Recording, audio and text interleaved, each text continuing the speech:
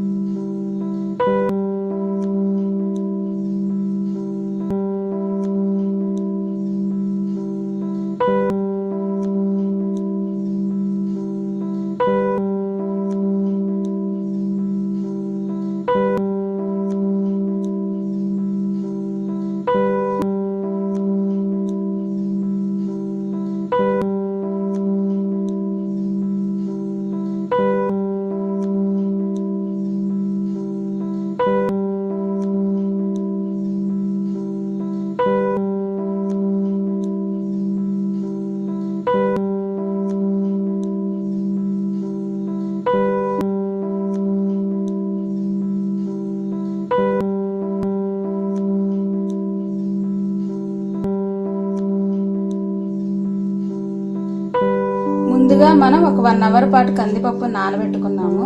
నానబెట్టుకుని గనక కందిపప్పును ఉపయోగించినట్లయితే గ్యాస్ ఉండదు, అలాగే త్వరగా ఉడికిద్ది. అందువలన మనం కందిపప్పుని ఇక్కడ నానబెట్టుకున్న కందిపప్పుని తీసుకున్నాం. దాంట్లో టమాటాలు వేస్తున్నాను,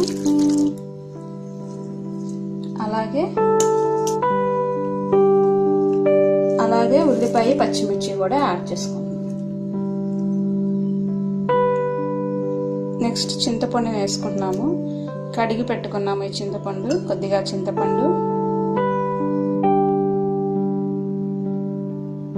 కారం 2 స్పూన్స్ కారం వేసుకున్నాము.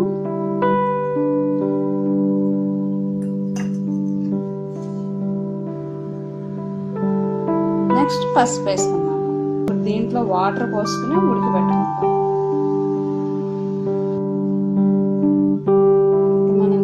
వాటర్ పోసుకుంటాం. కందిపప్పు ఉడకడానికి కావాల్సిన వాటర్ని మనం పోసుకోవాలి.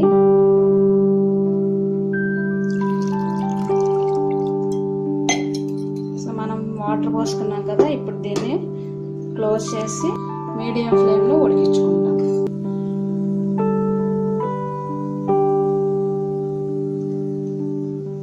ఈ విధంగా కుక్కర్ని మూతతో కూడా క్లోజ్ చేసి మీడియం ఫ్లేమ్ మీద 2 విజిల్స్ వచ్చే వరకు ఉడికించుకోవాలి.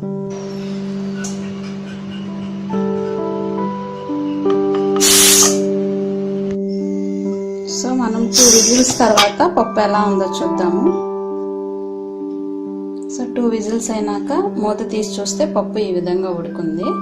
దీన్ని మనం పప్పు గుత్తో మెత్తగా పేస్ట్ లాగా చేసుకోవాలి. ఈ విధంగా తిప్పుతూ మెత్తగా చేసుకోవాలి.